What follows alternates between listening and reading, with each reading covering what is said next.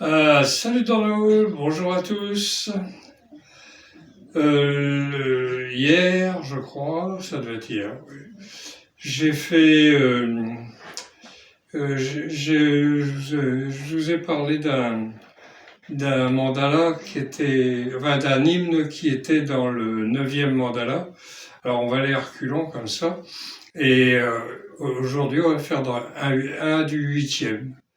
Bon, j'ai pris l'hymne de 47. Parce que il s'adresse aux Adityas et à l'aurore, Ushas en sanskrit. Euh, donc l'aurore, alors l'aurore, c'est l'aurore, elle arrive, elle amène la lumière, le jour se lève, c'est symbolique, c'est intérieur, extérieur, etc. Bon, ça c'est archi facile à comprendre. Les Adityas, j'en parlais hier justement, c'est ceux qui suivent ou qui se réclament de Aditi, qui veut dire non lié, non entravé, non limité, et qui pourrait se traduire par infini ou par libre, totalement libre. Voilà. Bon, il y en a qui l'appellent, qui disent que c'est la mère originelle ou la mère divine. Pour moi, ça ne veut pas dire grand-chose. Ça. Ce serait ça peut être aussi vu comme un, un aspect féminin divinisé du Brahman. Voilà. Là, il y a matière à discussion, mais c'est pas une déesse. C'est pas une déesse comme les autres, quoi. Hein. L'aurore, bon, ben, c'est l'aurore. Sarasvati, c'est la rivière, Sarasvati. Aditi, illimité, non lié, infini. Voilà. Bon, alors, donc, ceux qui se réclament d'Aditi, il y a des gens, et puis il y a des dieux. Ça peut être les mêmes qui sont devenus des gens qui sont devenus des dieux. Oui, parce qu'on divinise tout, c'est l'univers, c'est le monde, c'est la totalité de ce qui existe, et chaque chose qui existe n'est un des aspects de la totalité. Bon, là, on va pas rentrer dans tous les détails. Alors, le rishi, c'est Trita Aptiya. Trita, alors bon, c'est une famille qu'on a déjà trouvée, mais moins, on la trouve moins dans les anciens, très anciens, parce que le huitième mandala, d'après moi, et d'après peut-être d'autres, bon, enfin, d'après d'autres aussi, c'est pas dans les family books, donc les anciens, très anciens, ça, entre 2 et 7, avec,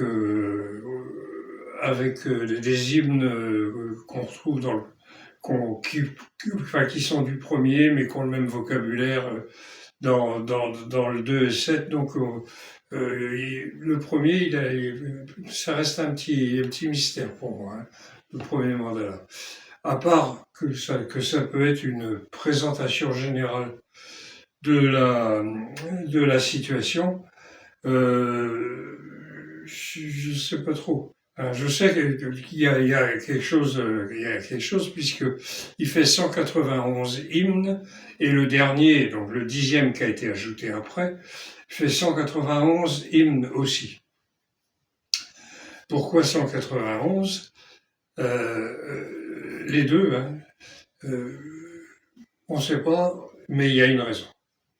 Bon, j'ai vu plusieurs explications que j'ai oubliées. Donc non. Bon, alors la métrique. Bon, alors oh là là là. 1, 2, 3, 4, 5. Donc vous avez les Trichtoup et les Jagati, et puis le reste c'est des dérivés qui sont adaptés en fonction du son, du nombre de pieds et et de la signification, bien entendu. C'est comme tout ce qui sert de mantra, c'est ça, hein, c'est composé de 3 trucs, ce que ça veut dire, mais 3 trucs qui ont la même équivalence. Il y en a pas un qui est plus important que l'autre, c'est tout ça ensemble. Donc, ce que ça veut dire quand même, à tout hasard, le nombre de pieds comme nous on a des alexandrins, bon, ben, eux, ils ont des Jagati ou des Trichtoup. Et puis le son. Le son, parce que chez nous, un poème, on le fait rimer en fin de vers. Là, le son est calculé pour que ce soit à l'intérieur et tout. Ouh là là, c'est compliqué. Donc, et puis de toute façon, une fois traduit, tout ça, ça n'a plus grande importance puisque les mots ne sont plus les mêmes, n'ont plus le même son, etc. Bon, alors on y va, parce que sinon je vais y passer la journée. C'est pas grave, hein, j'ai que ça à foutre. Grande est votre protection, vous qui êtes grand, ô Varuna, ô Mitra, pour le pieux, celui que vous protégez, ô Aditya, contre le mal et la destruction dangereuse. Elle sera inattaquable grâce à vos aides qui sont de bonnes aides. Alors, grande est votre protection. Vous qui êtes grand, ô Varuna, ô Mitra, bon, ben, c'est les dieux, ils vont toujours ensemble. Pas toujours, mais ils sont quand même très souvent ensemble, et on les retrouve, je vous l'ai déjà dit, mais je le répète, dans les autres spiritualités qui étaient pas loin de l'ère védique, en gros du Pakistan et puis du Rajasthan et du Punjab. Si vous voyez. Donc, alors ça s'écrit pas exactement pareil, mais comme c'était oral, bon, bref. Et donc, on les retrouve. Donc, Mitra, ça veut dire l'amitié, ami, et Varuna, ceux qui entourent. Ça peut être le ciel, ça peut être l'océan. Ça dépend aussi quelquefois des hymnes. Quelquefois, ça n'a pas d'importance. Bon, alors il y en a qui ont vu là le roi des dieux. Non, il n'y a pas de roi des dieux. Enfin bon. Alors, donc, grande est votre protection, vous qui êtes grand, ô Varuna, ô Mitra, pour le pieux, celui que vous protégez, ô Adityas, contre le mal de la destruction dangereuse. Elle sera inattaquable grâce à vos aides qui sont, j'ai déjà oublié, de bonnes aides. Voilà. Alors, qu'est-ce qu'on peut voir là-dedans aussi, c'est que Adityas, c'est plutôt, ça s'adresse à Varuna et Mitra, qu'on colle dans le groupe des Adityas, ou alors c'est plutôt flatteur et flatteur, voilà. Ouais, je cherche le mot, je ne trouve pas. Alors, vous que vous protégez, ô Adityas, contre le mal et la destruction dangereuse. C'est j'ai dit toujours pareil. Hein, ce qui est valable à l'intérieur est valable à l'extérieur et inversement. Donc, elle sera inattaquable à vos aides qui sont de bonnes aides. Vous avez compris comment chasser les haineux. Comme des oiseaux déploient leurs ailes au-dessus de nous, déployez votre protection pour nous. Elle sera inattaquable grâce à vos aides qui sont de bonnes aides. Alors les haineux, ça peut être des gens qui vous veulent du mal. Or là, d'après, si c'est pas parmi les anciens, très anciens hymnes, on est en pleine période pacifique. Or, donc, et il n'y a pas de guerre, hein. Ils n'ont pas d'armée, ils n'ont pas de guerre, ils n'ont pas d'esclaves, pas de. On a trouvé quelques armes, mais c'est pas des armes de guerre. Il n'y a pas de bouclier, il n'y a pas de casse-tête, qu'est-ce qu'ils avaient encore, des trucs de protection des bras ou des jambes dans les combats.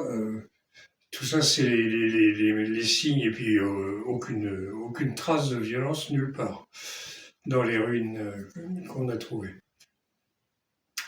Donc c'est forcément là, les haineux, c'est tout ce qui vous empêche, vous, d'avoir l'illumination, d'avoir la lumière et d'être quelqu'un de bien. Voilà. Voilà. Donc, comme des oiseaux déploient leurs ailes au-dessus de nous, déployez votre protection pour nous. Bon, ouais, ok. Elle sera inattaquable grâce à vos aides qui sont de bonnes aides. Ça va. Déployez sur nous votre protection comme les oiseaux déploient leurs ailes. Nous vénérons tout ce qui assure une protection, ô vous qui connaissez tout. Elle sera inattaquable grâce à vos aides qui sont de bonnes aides. Déployez sur nous votre protection comme les oiseaux déploient leurs ailes. Nous vénérons tout ce qui assure une protection. Oui.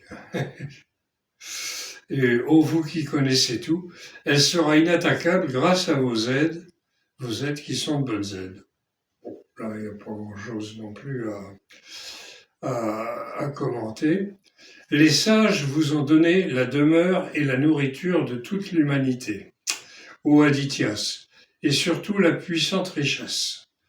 Elle sera inattaquable grâce à vos aides qui sont de bonnes aides. Les sages, alors là ça peut être des rishis, mais ça peut être aussi des gens qui se contentaient de méditer dans un coin, ou de participer au sacrifice ou pas. Je vous rappelle que le mot sacrifice, c'est les Occidentaux qui l'ont inventé, parce que la racine c'est yaj. Yaj pour yajna. Hein, ce qu'on a traduit par sacrifice, ça vient de yajna. Et yajna, ça veut dire plutôt vénérer, vénérer un dieu, vénérer, pas adorer non plus, on va pas dire ça. C'est plus du respect ou même éventuellement de la flatterie, c'est pas bien grave. Hein, bon, voilà. Donc ça a été traduit par les Occidentaux par sacrifice, parce que effectivement, il y a un animal qui est tué. Alors ça, ce sera abandonné au bout d'un moment, mais ils en parlent quasiment pas.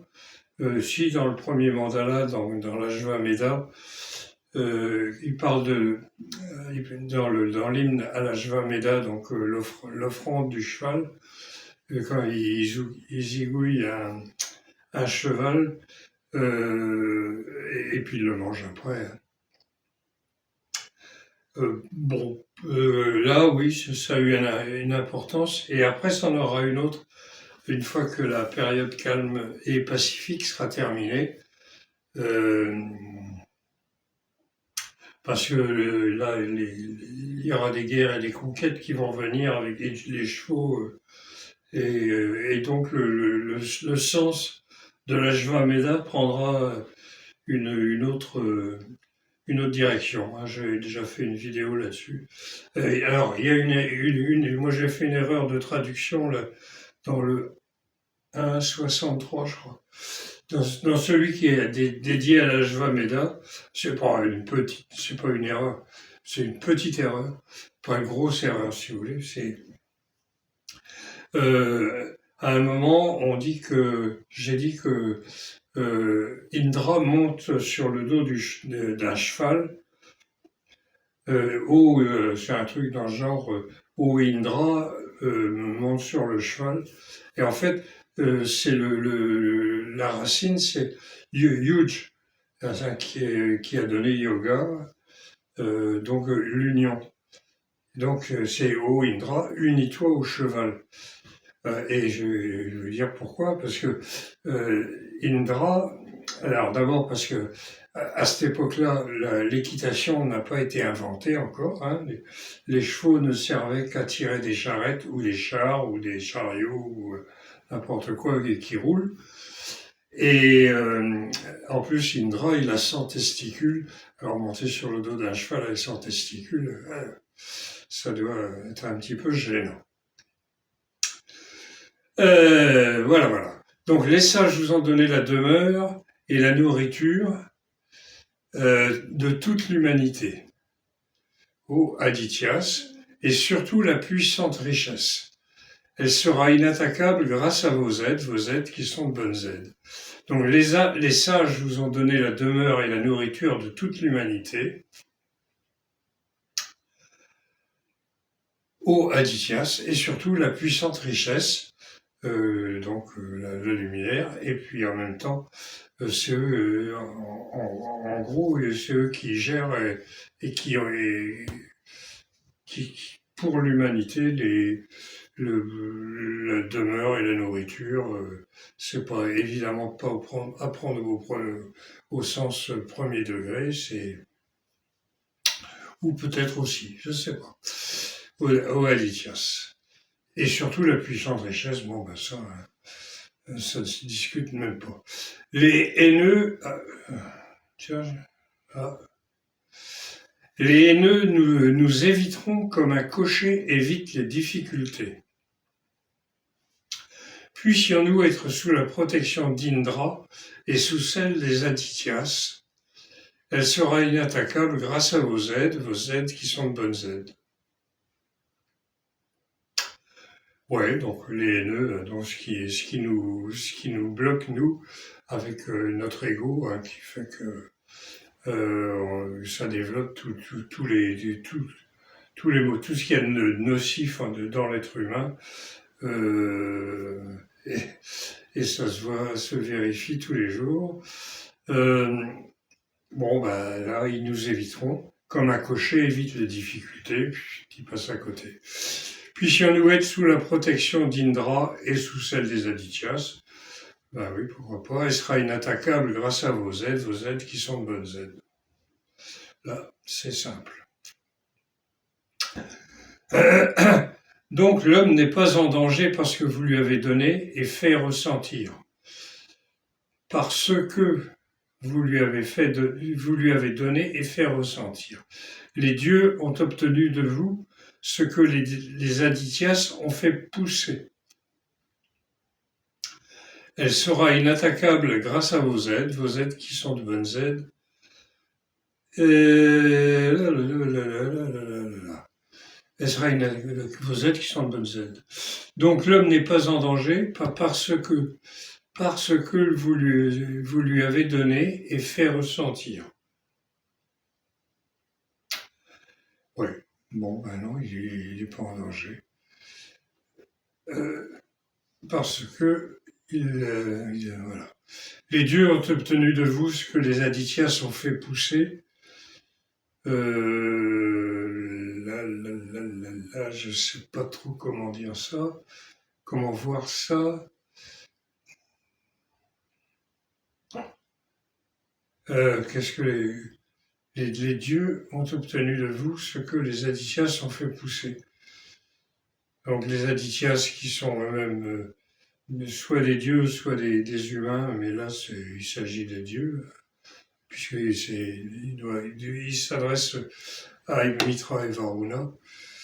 Qu'est-ce qu'ils ont fait pousser, ça, je sais pas. Non, c'est intérieur de toute façon.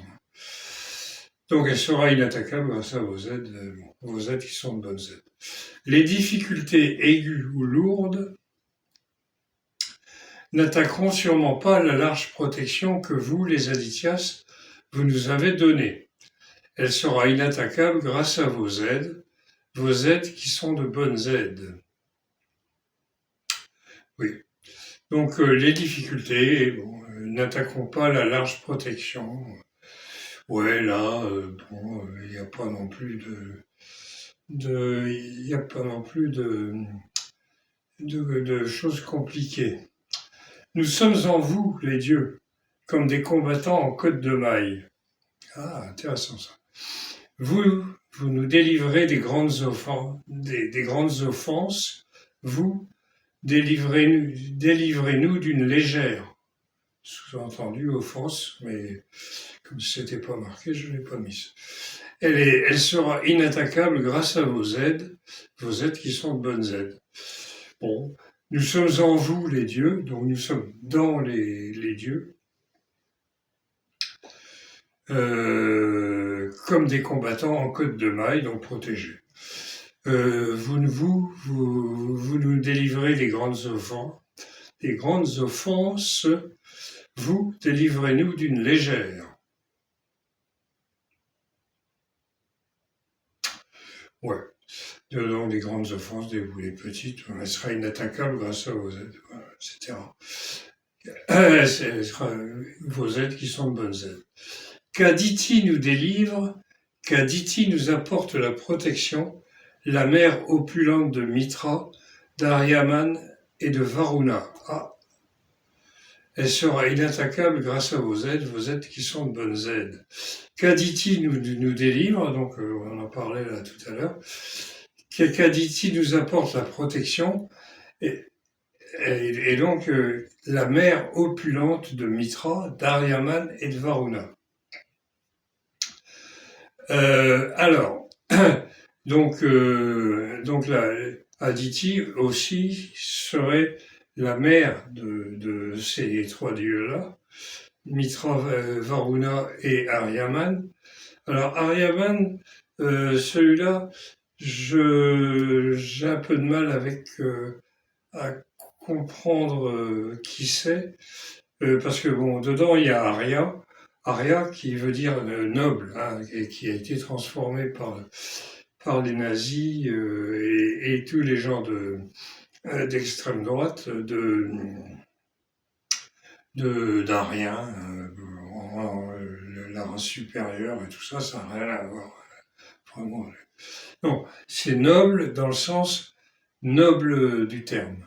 Hein, pas aristocrate, mais quelqu'un de bien, de noble, qui est honnête. Et c'est comme ça qu'ils se qualifiaient eux-mêmes, hein, les gens des peuples, des 5 peuples védiques, qui après passeront à 7, et après il y en aura partout. Donc Aryaman, il y a ça dedans. Voilà, j'ai pas d'explication, c'est un des dieux. Bon. Alors, vous trouverez, parce que vous trouverez un lien dans le premier commentaire, que c'est une astuce que j'ai apprise hier, pour renvoyer directement un lien, épingler un commentaire. Donc le premier commentaire qui aura sous la vidéo, il y aura un lien. Dedans, vous cliquez dessus et vous arrivez sur le site avec sur la une des pages du site où je fais un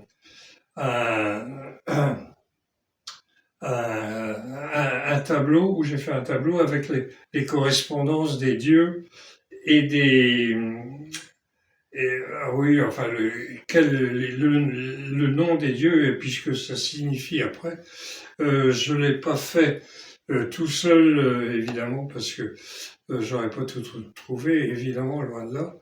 Je me suis basé un peu sur l'interprétation qu'on a fait chez Aurobindo, qui a l'immense avantage d'être, qui avait, parce qu'il est mort depuis un certain temps, euh, qui avait l'immense avantage d'avoir été élevé en Angleterre. Il est arrivé en Angleterre à l'âge de 7 ans et il a été élevé comme un Anglais, voilà, comme un Anglais ordinaire, tout en étant indien et tout en ayant sa culture indienne. Et ce qui fait qu'il arrivait à raisonner d'une manière occidentale et à nous expliquer, à nous les Occidentaux, de façon à ce qu'on arrive à comprendre, et tout en étant totalement indien.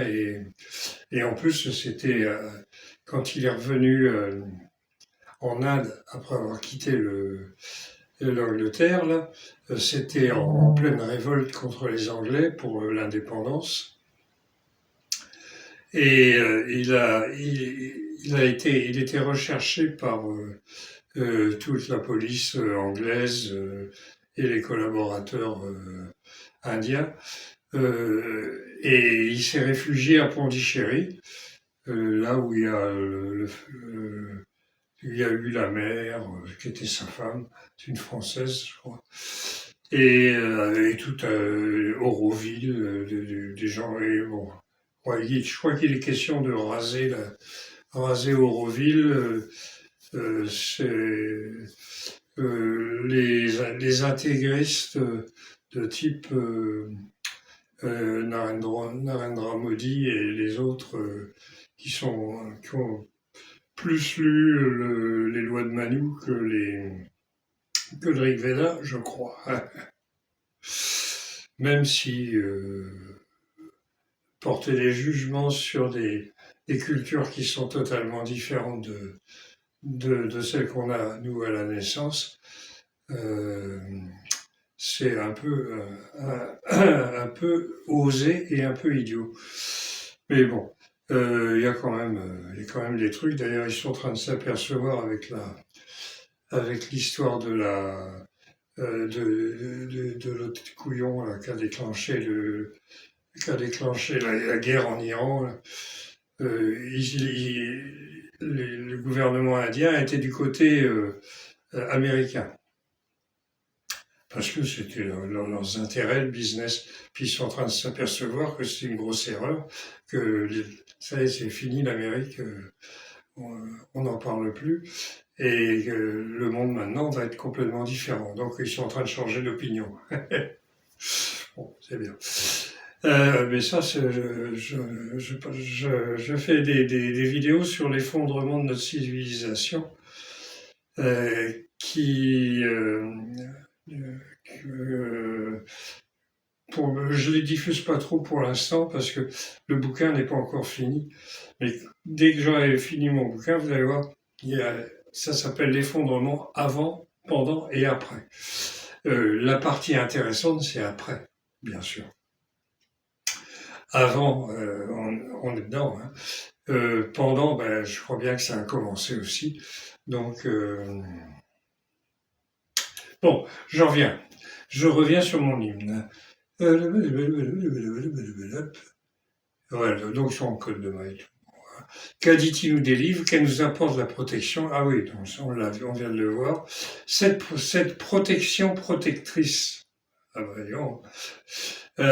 Ô Dieu, cette joie, ce bien-être, cette triple défense, qu'elle soit en nous, elle sera inattaquable grâce à vos aides qui sont de bonnes aides. Cette protection, donc la protection des dieux, ô Dieu, cette joie, ce bien-être, cette triple défense. Alors triple défense, peut-être parce qu'il s'adresse à trois dieux, mais peut-être pas. Hein. La joie, ça c'est quelque chose qu'on ressent quand on a quand on obtient la lumière, bon, ça peut avoir lieu plusieurs fois ou une fois seulement, ça n'a pas d'importance. Ce qui compte, c'est de l'avoir eu au moins une fois. Euh, c'est une joie, un bonheur terrible, énorme, monstrueux. Hein, monstrueux, je veux dire dans le bon sens du terme. Hein, c'est impossible réellement à décrire. J'avais trouvé à un moment une comparaison, c'est quand vous êtes amoureux, quand vous êtes jeune amoureux, ou jeune, vous pouvez être amoureux vieux, enfin ça c'est autre chose, et, euh, et que ça vous remplit de bonheur et tout, c'est comme ça, mais en beaucoup plus fort. Voilà. Bon, alors je reviens là. Ce bien-être, alors oui, ce bien-être parce que vous êtes bien. Hein, et cette triple défense, qu'elle soit en nous, euh, et sera inattaquable grâce à vos aides qui sont de bonnes aides. Oui, pour décrire ce qu'on ressent quand on a quand on a cette expérience-là, les Indiens ont trouvé une formule toute simple. C'est Sat Chit Ananda. Sat, ça veut dire être. Chit, conscience. Et Ananda, bonheur, félicité. Voilà, j'ai pas trouvé de bons mots en français. C'est pour ça que c'est très compliqué à, à expliquer. Il faut le vivre. Hein. Une fois qu'on l'a vécu, alors on sait de quoi on parle. Tant qu'on l'a pas vécu, bon. Mais bon, on peut pas. Voilà. Regardez au loin, comme un observateur d'en haut d'une colline. Vous nous guidez le long d'une bonne route, comme des chevaux rapides qui la parcourent facilement. Elle sera inattaquable grâce à vos aides qui sont de bonnes aides. Ouais, bon, voilà, bon, alors là. Honnêtement, là, il n'y a rien de spécial à dire. Enfin, je vois pas. Si vous avez des questions, vous pouvez aller sur le site sur le site rigveda.net ou .blog. Ça arrive, c'est pareil, il y a deux noms pour arriver sur le même truc. Et vous avez une page contact. Vous pouvez si vous avez des questions, si vous avez des choses à me dire que je n'ai pas compris et que ça m'arrangerait bien de les comprendre, allez-y. Hein, ça arrive dans ma boîte mail, je vous réponds. Et oui, vous gênez pas, je ne suis pas noyé de questions. Je fais pas des millions de vues, donc ne vous gênez pas. Si vous avez des choses à dire, si vous n'avez rien à dire, faites comme vous voulez. Mais c'est vous que ça regarde. Alors, bon.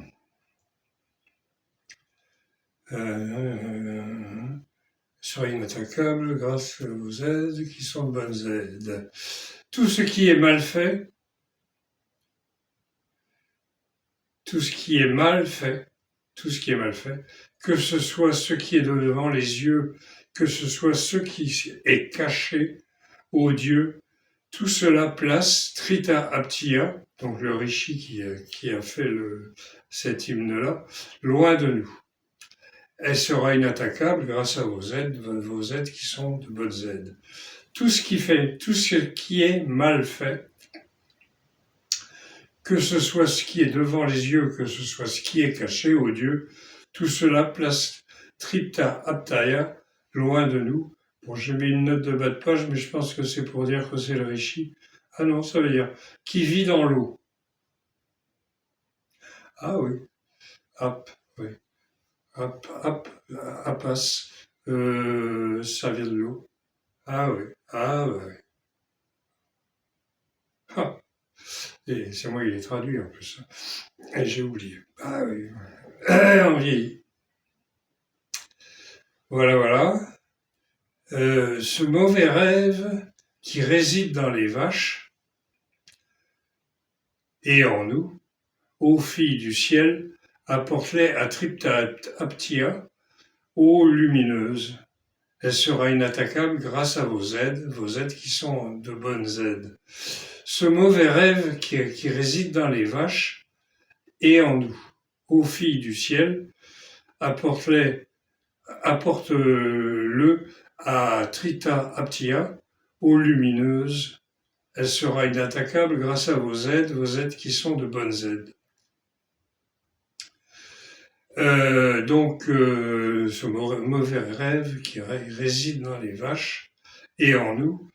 Alors, qui est des mauvais rêves en nous, ça se comprend facilement, mais dans les vaches qui symbolisent la lumière, je vous ai dit, la richesse spirituelle. Aux filles du ciel, bon, ben là, on parle plus de Mitra et de Varuna, là, maintenant on s'adresse à l'aurore. Aux filles du ciel, apporte-le à Trita Aptia, donc au Rishi qui a fait le truc, donc il parle de lui-même en donnant son nom, ce qui est pratique d'ailleurs, après pour savoir à qui ça s'adresse, etc.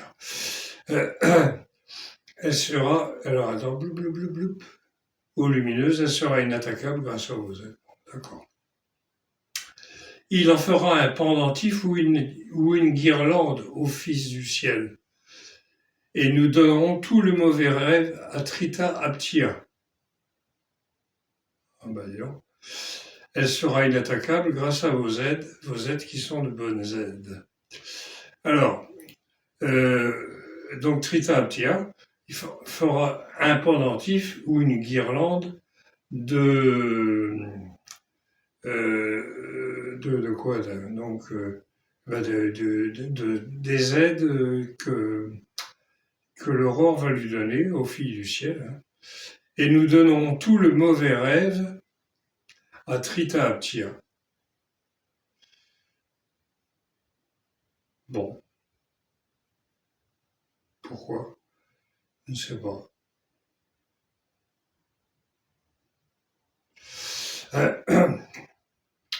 On continue quand même. À celui qui est habitué à cette nourriture, à celui qui est habitué à ce travail, à celui qui s'en approche, à Tripta, Advita, ô aurore, apporte ce mauvais rêve. Elle sera inattaquable grâce à vos aides qui sont bonnes aides.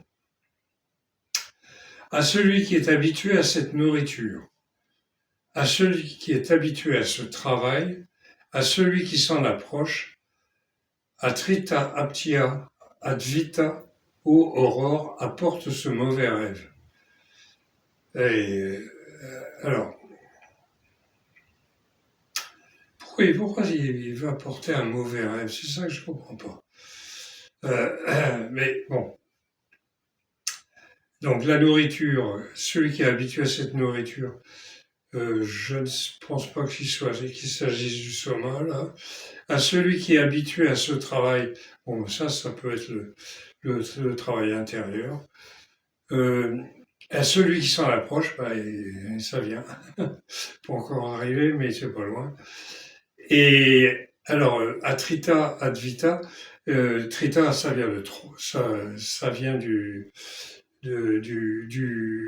chiffre 3, hein, Eka, Dvi, Trita, Chatur, Pancha, etc. Et Dvita, ça vient de 2. Donc là, Trita, donc c'est le nom, une partie du nom de Trita Aptia.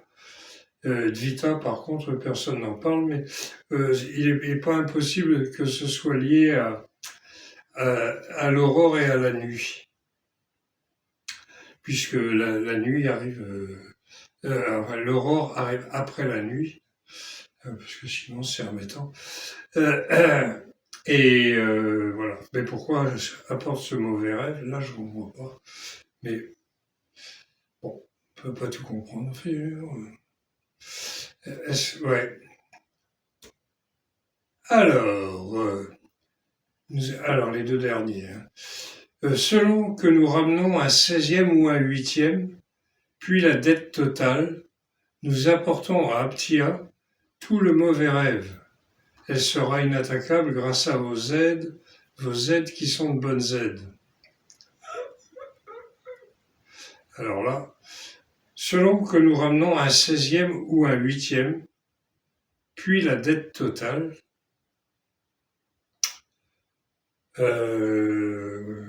là je vois pas.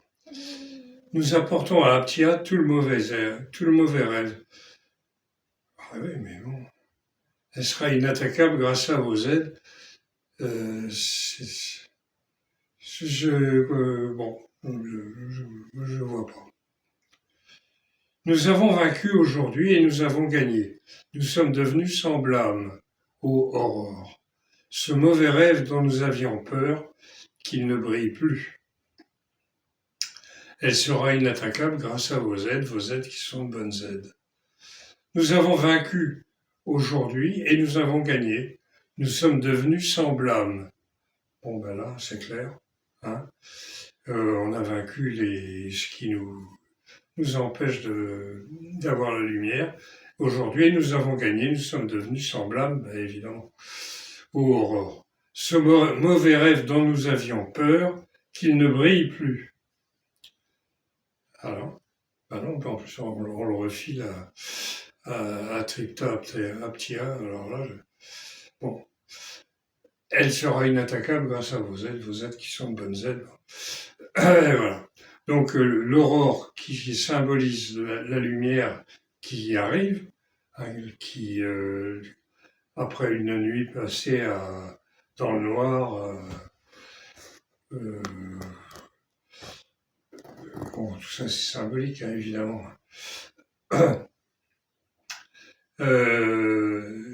Et nous sommes devenus semblables aux aurores. Bon, ben, nous avions peur. Ils avaient peur d'un mauvais rêve. Là, je ne sais pas trop comment l'interpréter, mais c'est pas positif de toute façon. Qu'il ne brille plus, qu'on n'en parle plus. Elle sera inattaquable grâce à vos aides qui sont de bonnes aides. Voilà, ça se termine là. C'était donc je ne sais plus quel numéro. Hop là. Oh là là. Donc 8,47. Le mandala 8, hymne 47. Donc si vous avez des idées, n'hésitez pas, des commentaires aussi. Hein. Vous gênez pas. Au contraire, ça ne peut faire que du bien. Bon, la dernière fois, j'ai dit que je vous présenterai quelques bouquins qui sont indispensables. Alors, on va commencer par le Rigveda.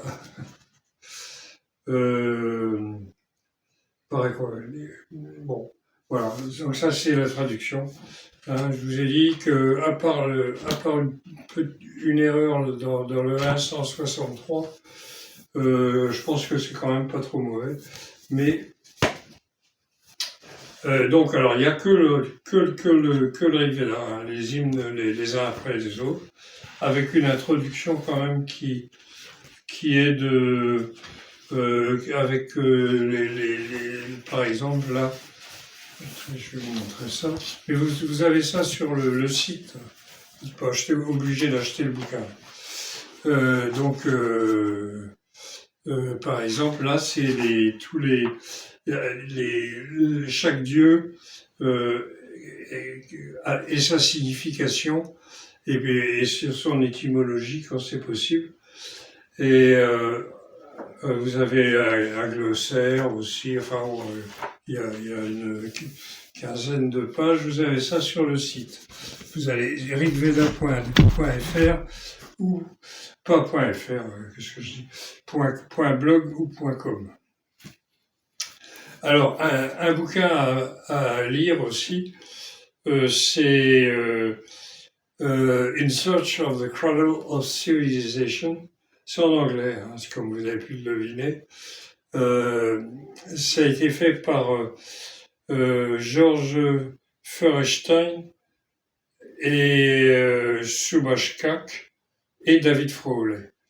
David Froley, il doit avoir une chaîne YouTube et c'est un Anglais qui vit en Inde à la manière indienne. Il est habillé comme Narendra Modi, etc.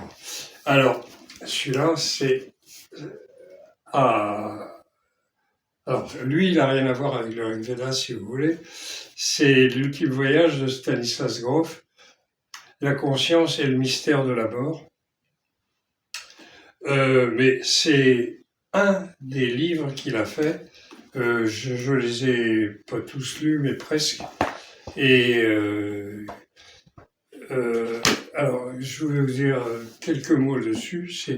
C'est un type qui a... c'était un psychiatre tchèque qui, dans les années 50, à l'époque communiste, quand la Tchécoslovaquie était encore communiste, a été chargé par ses chefs de travailler sur des schizophrènes avec le LSD qui venait d'être découvert en 1942 accidentellement et que l'armée américaine a essayé d'utiliser comme arme, pas que les Américains, les Anglais et les Australiens aussi, comme arme pour les combats. Donc ils ont fait des simulations, vous allez trouver ça sur YouTube, vous tapez Army LSD, et puis vous allez voir, il y a des trucs marrants parce que ils n'ont pas évidemment utilisé le LSD pendant des vrais combats, mais pendant des manœuvres. Donc, alors, il y a les méchants et les gentils. Donc, les gentils, eux, ils n'avaient pas de LSD. Et les méchants, on leur donnait du LSD. Et puis, on voyait comment ils allaient se battre, quoi. Bon, c'est pas compliqué. Ils posaient leur fusil, s'asseyaient par terre et disaient arrêtez vos conneries. Donc, si pendant la guerre de 14, on leur avait donné du LSD à la place de l'alcool, ils ne seraient pas montés au front, sortis des tranchées et se faire massacrer par l'ennemi, celui qui est en face, quoi. Alors, il y a celui-là aussi, donc je vous conseille aussi. Donc, en principe, les lettres sont dans le bon sens, mais là, moi, je les vois à l'envers, mais après, quand je regarde la vidéo, normalement, c'est dans le bon sens. Pourquoi? Alors là, aucune idée. Donc, c'est la civilisation des 7 rivières. C'est en fait pendant que je traduisais le Rig Veda, je m'intéressais aussi en même temps à ce qu'on appelle la civilisation d'Indus, parce que j'avais découvert ça un soir par hasard, juste avant d'aller me coucher. Je zappe sur Arte et je vois la fin d'un reportage sur la civilisation de l'Indus dont j'avais jamais entendu parler. Donc, civilisation de l'Indus, le nom n'est pas bon, mais il est surtout connu comme ça, quoi. Donc, après, quand je me suis mis à traduire le Rig Veda, tout ça s'est revenu. Et puis je me suis dit, et puis j'ai trouvé donc des éléments c'est expliqué là-dedans, hein. Tout ça est expliqué là-dedans. Pour le dater, pour situer géographiquement, et je me suis aperçu que c'était à la même époque, au même endroit. Donc, il devait y avoir un point commun quand même, hein. Donc, après, j'ai commencé j'ai continué la traduction et j'ai relevé de temps en temps des shlokas qui donnaient des indications. Donc, vous trouvez ça, donc la place de la femme, par exemple, le, le soma, parce qu'à un moment ils disent que ça pourrait être de l'effet là. Non. Les dacious, les fameux dacious qui ont donné l'idée aux indianistes du 19e siècle que c'était une invasion aryenne, bon, etc., etc. Donc tout est là. J'ai trouvé ça sur sur le site arriveda.net, mais vous avez un lien, puis ça vous amène sur un site qui vend les bouquins. Moi, je m'en occupe pas. Hein, mais ce que je voulais, c'est qu'il y ait physiquement, hein, il y ait des traces matérielles. C'est-à-dire que les bouquins survivent plus tard. On ne sait jamais. Enfin, on ne sait jamais. Si, je sais pourquoi, mais il faut attendre que je finisse l'autre bouquin. Et si je passe mon temps à faire des vidéos, je ne vais pas y arriver. Bon, allez, Canavo dans le... On s'arrête là. À la prochaine, parce que je sais pas quand, mais ça va être bientôt, je le sens.